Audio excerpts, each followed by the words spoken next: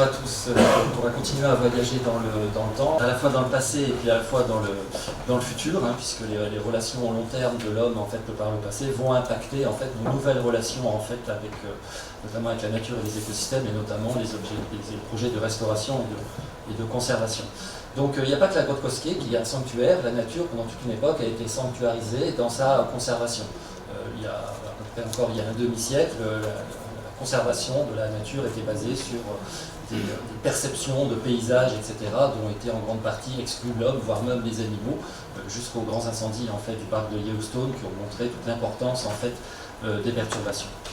Aujourd'hui, la conservation, la restauration des écosystèmes, elle va sur un panel qui est extrêmement large, qui peut aller de la reconstruction des écosystèmes, comme ce qu'on peut faire dans la plaine de Crau en déplaçant certaines parties en fait, de l'écosystème, vraiment de la reconstruction, jusqu'à du réensauvagement où simplement en fait, quelques herbivores et a priori leurs prédateurs vont gérer de grands espaces. Et je ne prononcerai pas le nom de cette réserve aux Pays-Bas. Bien évidemment, en fait, tous ces projets de restauration-conservation ont énormément besoin de connaître ce diagnostic de l'état présent en matière d'écosystème, toutes ces composantes, en fait, que ce soit la faune, la flore, mais également toute son histoire. Là, déjà, on vient d'en parler, que ce soit l'histoire lointaine ou l'histoire récente, à travers l'écologie historique, hein, qui est cette science, cette discipline scientifique qui cherche à relier en fait, les liens entre l'homme et les écosystèmes de par le passé, notamment à partir de l'époque antique et Moyen-Âge, pour les retrouver en fait leurs conséquences dans le fonctionnement des écosystèmes, leur composition actuelle.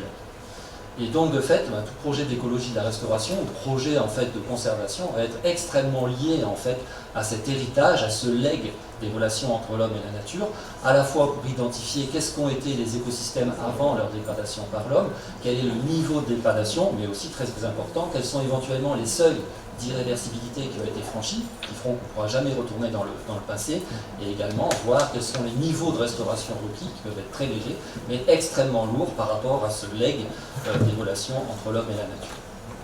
Alors, beaucoup des travaux en fait, d'écologie historique qui ont montré ce poids énorme en fait, de l'homme dans le fonctionnement actuel des écosystèmes et dans leur fonctionnement futur par rapport à certains objectifs de restauration et de conservation ont été surtout faits dans les milieux forestiers, et les publications majeures sont notamment dans les écosystèmes forestiers qui ont montré que beaucoup de ces écosystèmes, leur structure, leur flore étaient encore sous la dépendance d'occupations très anciennes, notamment romaines dans les forêts du nord de la France ou du nord de l'Europe en général.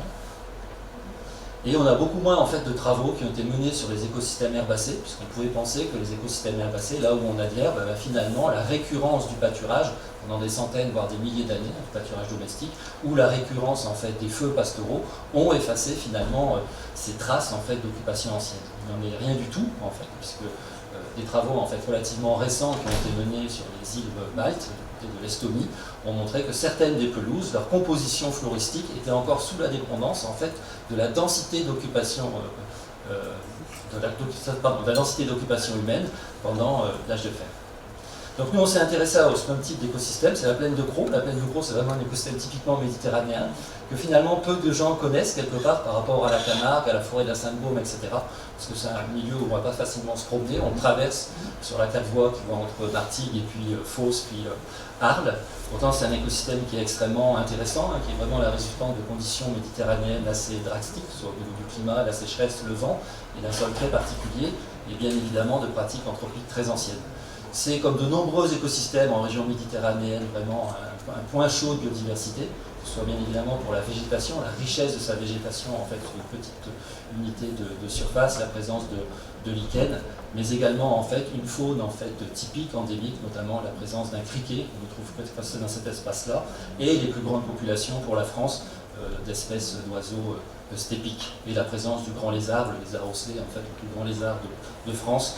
Bon, on dit qu'il peut faire jusqu'à 80 cm, moi personnellement jusqu'à présent c'est plutôt comme ça, mais bon, je suis peut-être pas au bon endroit, ou peut-être j'ai cette vision en fait de ce milieu dégradé, peut-être que ces populations ont existé et puis on ne les voit plus actuellement. Donc c'est aussi un milieu, c'est assez intéressant, qui a été pâturé pendant des milliers d'années, puis on a une très vieille référence en fait écrite, hein, de 77 après Jésus-Christ, hein, dont je me suis permis de la traduire en me disant peut-être que votre latin de collège était éloigné, qui atteste déjà de cette pratique du pastoralisme dans cet espace, et on peut dire que donc la plaine de Crau a au moins 2000 ans en fait d'âge par rapport à l'ouverture et à l'exploitation des brebis qui est faite depuis l'époque romaine, à savoir depuis la fondation de la ville d'Arles en moins 52 avant Jésus-Christ. Alors nous, on s'est intéressé en fait par rapport aux objectifs de restauration et de conservation de cet écosystème, on y reviendra par rapport aux nombreuses dégradations auxquelles il fait face, à essayer de le connaître un peu plus, notamment déjà quelle est son origine. A priori, est-ce qu'il a été toujours sous cette forme de steppe, ou est-ce qu'il a connu des phases boisées ou plus ou moins arbustives, etc., selon des cycles. Et donc on s'est intéressé à mettre en place une discipline dont on a déjà entendu parler ce matin, qui est l'anthracologie, l'étude des charbons de bois qui sont dans les sols, puisqu'on n'a pas de zone humide qui permette la conservation des pollens. Et c'était un peu une gageure auquel on s'est attaché avec ma collègue Brigitte Talon qui est ici présente, puisqu'on a des sols qui sont extrêmement érodés, très peu épais, pâturés, soumis à l'érosion éolienne. Et donc il fallait trouver un peu une espèce de véhicule pour voyager dans le temps, pour retrouver ces charbons. Et on s'est basé en fait sur l'existence de bergeries de l'époque romaine. Accro est un des hauts lieux de l'archéologie pastorale en Europe. C'est un des seuls endroits où on va trouver encore plus d'une centaine de bergeries qui sont datées de l'époque romaine. Donc vous voyez ici les traces et la reconstitution. Voilà à quoi ressemblaient ces bergeries à l'époque romaine. Pour ceux qui connaissent, c'est la bergerie de La Feuillane. C'est surtout des bergeries en fait avec des murs empisés qui sont relativement bas, 80 cm à 1 mètre, et des toits de chaume. Donc avec le temps, les toits de chaume sont détruits, disparaissent, etc. Et les murs empisés disparaissent progressivement également sous les effets de la pluie et de l'érosion, pour ne trouver aujourd'hui que les fondations qui sont là et qui vont nous permettre vraiment de les identifier, de dater par rapport aux matériaux qu'on peut trouver. Et nous, ce qui nous intéressait, c'est en fait l'existence de ces fondations datées depuis 2000 ans, donc on a priori fixer les sols. Et donc pour voyager dans le temps, pour être plus sûr finalement de trouver des charbons de bois dans ce type de milieu très érodé, pâturé, on a été échantillonné sous les fondations des bergeries romaines via le dispositif que vous voyez là. Et puis bien sûr, on était extrêmement prudent et travaillé avec les archéologues pour rendre le système le plus intact possible, comme vous pouvez voir. Donc nos résultats en fait ont vraiment confirmé la présence en fait de l'homme via des régimes d'incendie en fait à l'époque romaine et pendant toute la période du Moyen Âge jusqu'à aujourd'hui, mais ont permis de reculer en fait l'âge de la création de cette steppe à la fin du néolithique, notamment par une recrudescence en fait, des incendies. Par contre, au niveau des espèces qu'on a trouvées et identifiées, finalement peu d'espèces arborées, peu d'espèces d'arbres, et surtout des végétations qui étaient plutôt une végétation de type, on va dire, garrigue entre guillemets, avec notamment des genévriers, des pins, mais pas de forêt a priori, des carnutes qui auraient dominé cet espace. Notre deuxième objectif, donc après avoir plus d'informations un peu plus sur l'origine de ce milieu, était de voir quels étaient en fait finalement les héritages qu'on allait retrouver des pratiques humaines dans ce milieu-là, et notamment ce qu'on a appelé l'empreinte des Romains, parce qu'on avait identifié en fait ces structures qui existaient et qui étaient abondantes. Donc quel était l'héritage en fait de cette présence romaine dans ce milieu il y a plus de 2000 ans. Notamment à travers l'identification autour des bergeries de ceintures de végétation qui révèlent en fait la pression pastorale. On a encore bien évidemment des bergeries actuelles qui ont été construites au XIXe siècle dans ce milieu et qui révèlent donc des ceintures de végétation en fonction en fait de la densité de pâturage et des troupeaux, donc des espèces de gradients, et on s'est intéressé de savoir est-ce que ces gradients, finalement, une fois que la bergerie est abandonnée, va se maintenir au fil du temps pendant des dizaines, des centaines, voire des millénaires. Donc pour cela, il nous fallait à nouveau voyager dans le temps. Donc là, on s'est basé sur l'existence de ces bergeries qui ont été abandonnées au fil du temps. On a des bergeries qui ont été abandonnées assez récemment, au cours du XXe siècle. Donc comme dirait un agent immobilier, là voilà, c'est un peu à rafraîchir le langage, voilà, le toit commence à disparaître. Si l'abandon est plus ancien au XIXe siècle, donc là, l'agent immobilier vous dirait quelques travaux, là on a vraiment les murs qui disparaissent, etc. Et puis enfin, tout à la fin, on n'est pas à la fin, au XVIIIe siècle, donc là c'est vraiment à restaurer, on dirait, au niveau de ce qui reste, et à nouveau les bergeries en fait avec leur simple fondation, donc là l'agent vous dirait pour investisseurs. Et donc on a eu vraiment ce gradient qui nous permet de voyager dans le temps, parce qu'on a des périodes d'abandon différentes et qui nous permettent, par rapport à des échantillonnages de la végétation et des banques de graines qui ont été systématiquement réalisés dans l'endroit où on avait la présence des enclos, c'est-à-dire la concentration des troupeaux, on va comme ça, grâce à ce gradient spatial, voyager en fait dans le temps avec des temps d'abandon, et on va pouvoir donc estimer en combien de temps la trace de la concentration de ces troupeaux va disparaître dans ce type de milieu. Pardon. Donc nos résultats étaient assez surprenants, donc bien évidemment par rapport aux critères sur le sol, les analyses chimiques qu'on a pu faire sur le sol et les critères de fertilité, le phosphore, l'azote, etc. On a bien évidemment une décroissance. Au plus la bergerie est abandonnée il y a longtemps, au plus la fertilité diminue, sauf que pour certains éléments, dont le phosphore, dont le carbone, etc., même après 1500 d'abandon, on continue à constater que là où on a eu des enclos à l'époque romaine, et même s'ils ont été abandonnés il y a 1500 ans, j'insiste là-dessus, on voit encore des teneurs qui sont significativement plus hautes en carbone, etc., en phosphore, par rapport au reste de la steppe. Et on a aussi surprenant que ça puisse paraître, un peu le même résultat pour la végétation, à savoir qu'entre les bergeries d'époque romaine et la végétation de la steppe, on va encore trouver certaines espèces qui vont marquer cette occupation, cette concentration des troupeaux 1500 ans après l'abandon. Donc en fait un héritage des Romains relativement important.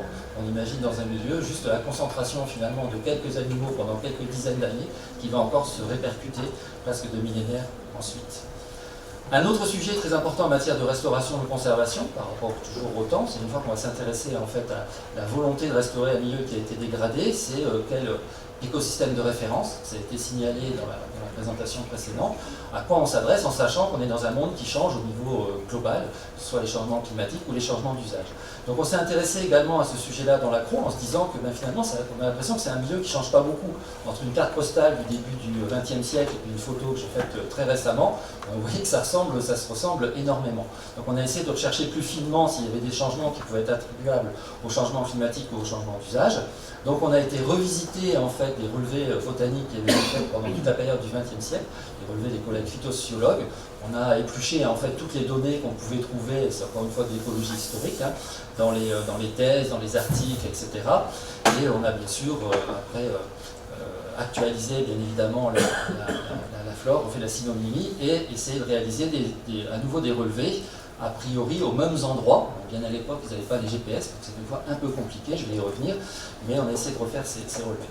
Alors c'est une technique en fait de revisiter des données anciennes comme ça qui a ses limites, il faut faire attention, on a un problème de localisation spatiale, on n'est jamais sûr d'avoir fait exactement le relevé dans la zone où il a pu être fait.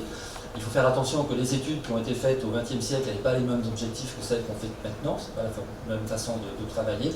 Et on peut avoir des effets observateurs, notamment les phytosociologues qui parcouraient de très grandes surfaces, en fait faisaient généralement leur relevé debout, ça c'est important, voyaient surtout les espèces à fleurs en fait, qui étaient éloignées, tandis que maintenant la plupart des relevés qui sont récents, on les fait à quatre pattes, on regarde des toutes petites surfaces, où on va avoir tout un tas de petites espèces qui n'ont forcément pas été trouvées initialement. Il n'empêche, donc en tenant toujours compte de l'effet de cette distance aux bergeries et d'essayant de caler nos relevés par rapport à la structure de la végétation qui avait été inventoriée au XXe siècle, on a pu avoir des résultats assez intéressants. Donc déjà on a bien travaillé parce que nos relevés avaient à peu près la même richesse en espèces, donc on était vraiment sur le même type de milieu. On avait par contre on a eu par contre des différences dans la composition. On a des espèces qui ont disparu et des espèces qui sont apparues. Donc ça va être particulièrement intéressant. Et quand on regarde la fréquence de ces espèces disparues par rapport à l'époque où on a fait les relevés récents, relevés anciens, on constate qu'il y a quand même toute une flore qui est en train un peu de disparaître ou de se réduire dans sa fréquence, qui est cette flore en fait des petits arbustes, des espèces, on appelle ça des nanophanérophytes, petits arbustes, qui sont des espèces qui sont vraiment inféodées, on va dire, aux espaces qui sont un peu sous-pâturés dans l'accro, aux bordures en fait de places de pâturage, etc. Et par contre, ce qui va apparaître dans les relevés récents, et ça c'est assez intéressant et c'est un bon témoignage en fait de changement global à l'échelle de l'accro, ça va plutôt des espèces qui aiment l'azote, des espèces qui sont nitrophiles, des espèces aussi qui sont rudérales, épineuses, et qui sembleraient témoigner de changements en fait dans les pratiques pastorales. Alors effectivement, si on avait simplement des changements par rapport à notamment ce qu'on constate ailleurs en Europe, qui sont une nitrophilisation en fait de la végétation, le fait que la végétation en fait est de plus en plus en phase avec des milieux fertiles et en lien avec des dépôts atmosphériques azotés par rapport aux pollutions. C'est pas vraiment ce qu'on a dans l'accro, on n'a pas constaté en fait ces dépôts azotés. Par contre, on a constaté des changements en fait d'usage qui font que finalement cette image de coma de l'accro, cette carte postale qu'on a et qu'on voudrait restaurer, elle est quand même en train d'évoluer actuellement sous l'effet des changements de pratiques pastorales. Donc pour conclure sur tout ça, voilà ce que nous apportent en fait ces études d'écologie historique, on verra dans la deuxième partie en fait à la conservation-restauration. Un écosystème qui est quand même sous l'emprise humaine, sous la dominance des facteurs humains depuis plus de 4500 ans, régime de feu, pastoralisme, etc. Un legs de ces pratiques qui va être énorme, puisqu'il suffit d'avoir concentré en fait les troupeaux sur quelques mètres carrés pour avoir encore des traces dans la flore et dans la fertilité du sol 1500 ans après, et aussi des changements de pratiques qui sont en cours, Et ces changements de pratique en cours sont notamment suite à l'arrivée du loup, pas forcément sur l'aggro, je vous rassure, il y a quand même des erratiques, mais le fait que ce sont des troupeaux transhumants, toutes les pratiques qui sont mises en place dans les estives sont importées en fait dans l'aggro, et notamment la mise en place en fait de filets électriques et de troupeaux qui sont plus gardés par bergers, mais simplement par les chiens de défense, qui sont les chiens patous. Si vous vous promenez dans l'aggro, vous allez vous en rendre compte.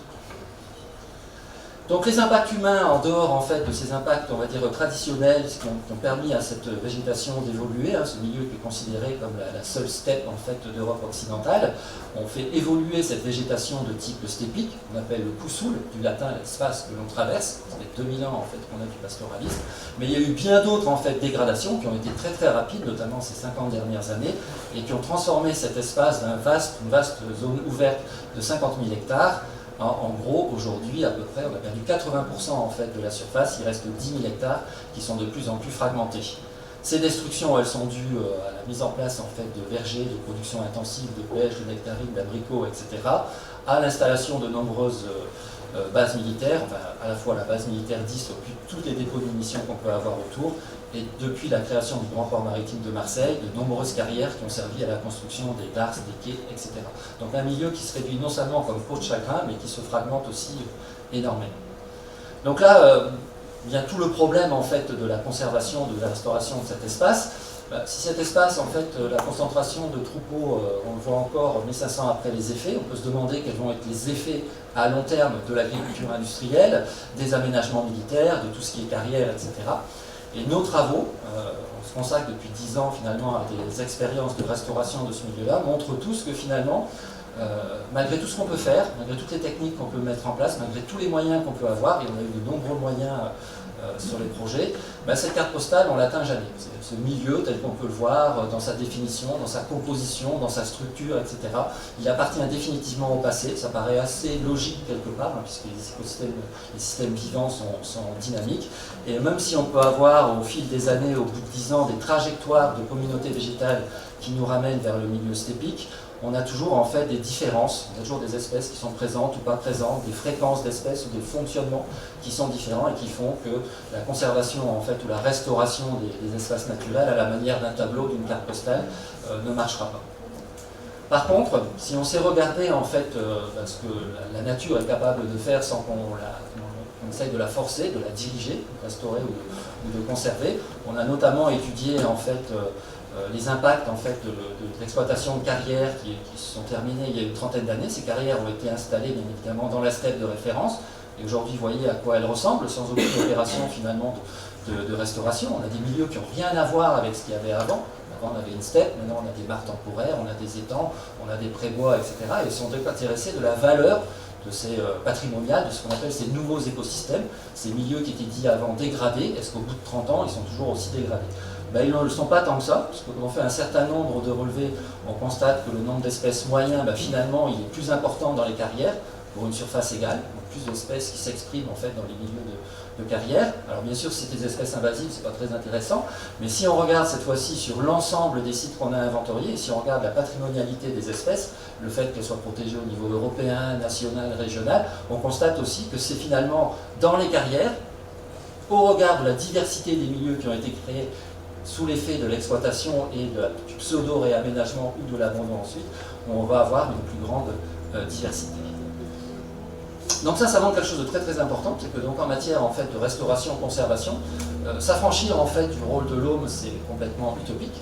Toute opération de restauration, de conservation va devoir gérer ce legs de centaines, voire de milliers d'années en fait d'interaction entre la nature et l'homme. On a cette empreinte humaine, et que cette empreinte humaine, elle est importante bien évidemment pour comprendre ce qu'on a aujourd'hui, comment ça fonctionne aujourd'hui, mais aussi pour émettre des perspectives, émettre des actions en fait de conservation qui seront fonction en fait de cet héritage et qui ne partiront pas à côté, je dirais, en ayant des objectifs qui sont de fait contrariés par cet héritage anthropique. Voilà, j'espère que j'étais dans les temps. C'est génial. Merci. Parfait.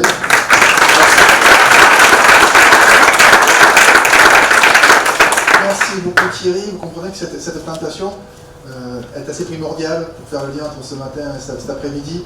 Et il y a beaucoup de choses qui ont été dites qui sont très importantes à entendre et peut-être à explorer et à réinterroger. Donc c'est pas innocent qu'on ait placé Thierry en fin de matinée. Je parle vite aussi. Voilà, le chapeau, par rapport à ce que j'ai connu, je peux parler très calmement aujourd'hui. C'est la sagesse, on rajoute pas. Des réactions, des questions. Si vous voulez, on peut après les reporter un peu plus tard. Encore une fois, on insiste, le temps, c'est primordial pour un environnementaliste écologue, c'est vraiment la composante la plus difficile à saisir. L'idéal pour nous, ça aurait été qu'avant l'anthropisation, il y a une équipe d'écologues qui ait fait un T0, le fameux T0 dont on parlait tout à l'heure. Malheureusement, ça n'existe pas, ça. Donc en réalité, on est obligé de jongler, d'essayer de se débrouiller pour reconstituer ces dynamiques, parce qu'on ne peut pas comprendre ce qui se passe actuellement si on n'a pas reconstitué ces dynamiques.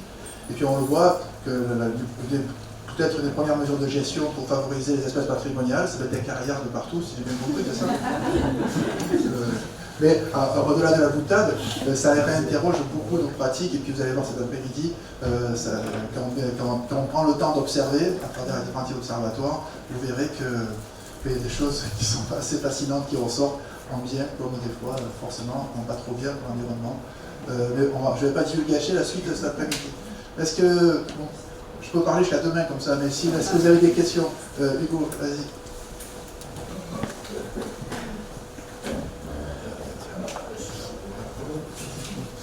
Merci pour la présentation.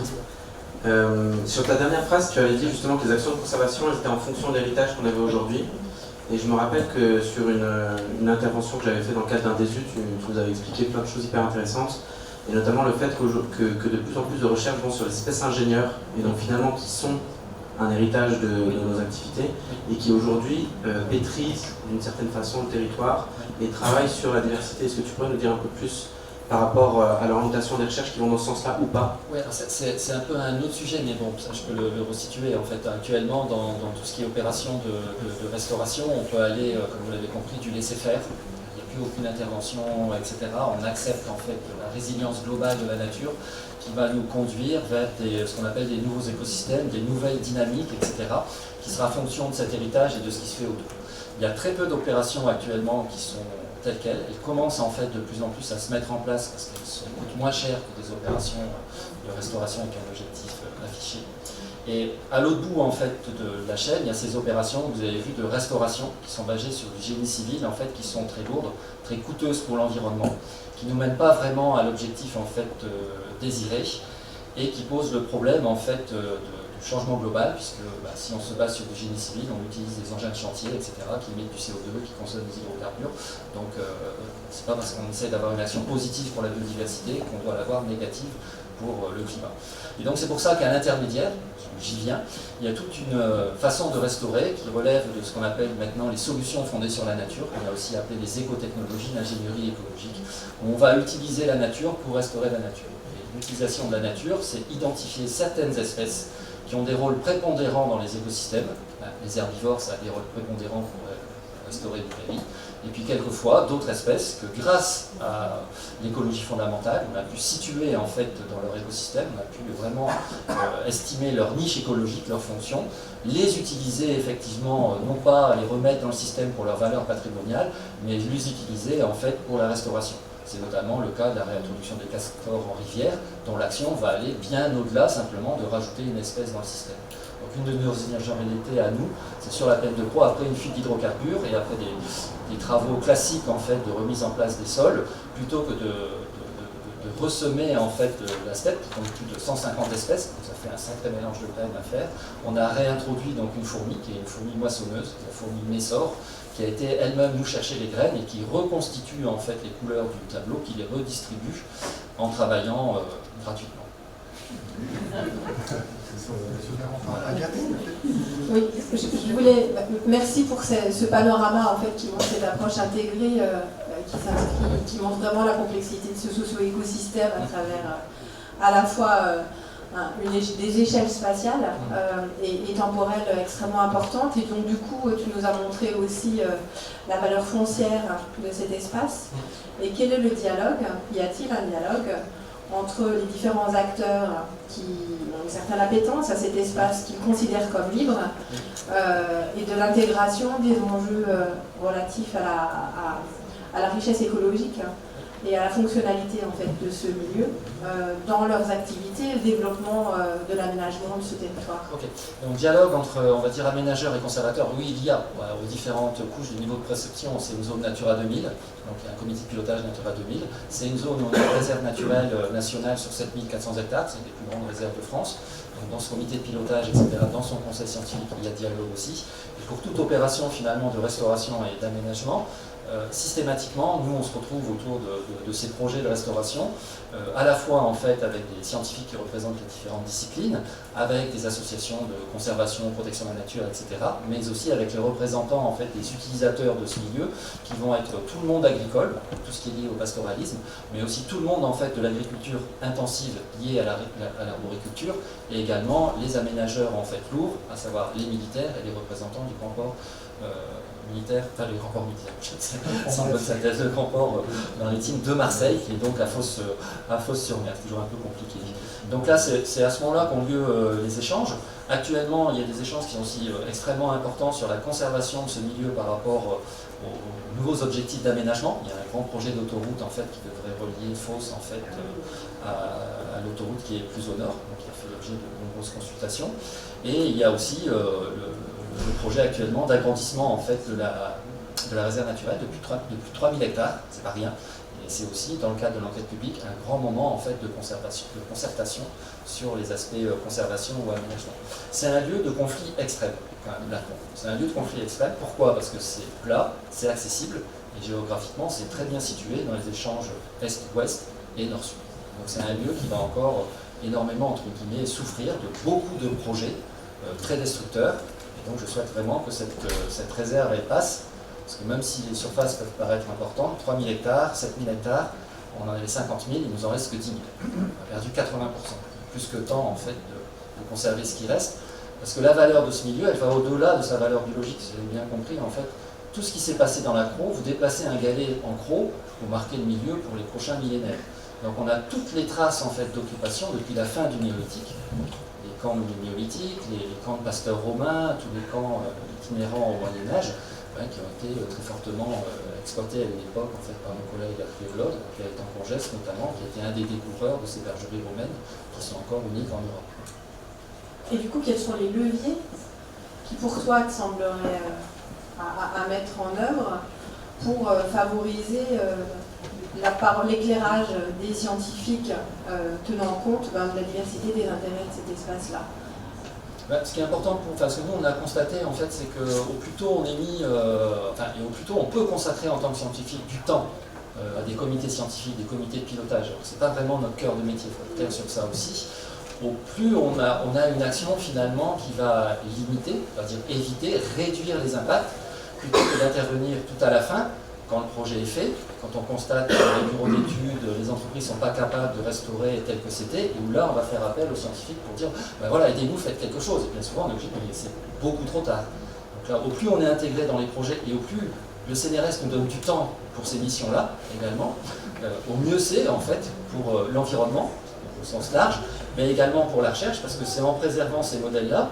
Si nous, on a une personne qui avait fait ses études d'archéologie sur les bergeries romaines, si personne s'était intéressé dans les années 80 aux fourmis moissonneuses ou au fonctionnement de la steppe de Crau, il y a Michel Borelli qui est là, qui a fait sa thèse en 1983. En 1983, et, sans ces travaux, tout ce qu'on peut faire actuellement qui peut paraître innovant, intéressant, de transfert, on n'aurait pas pu le faire. Par exemple, on a un ver de terre qui est très spécifique à ce milieu-là, qui n'a jamais fait l'objet d'études, qui nous apparaît comme un ingénieur du sol très très important. Imaginez, il vit dans 40 cm de sol avec 70% de galets, imaginez comment on peut se déplacer, etc.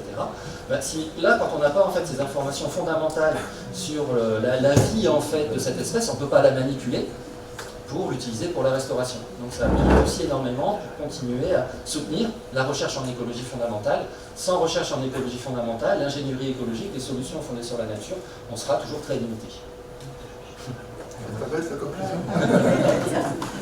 C'est pas répété, mais ça pourrait être quoi.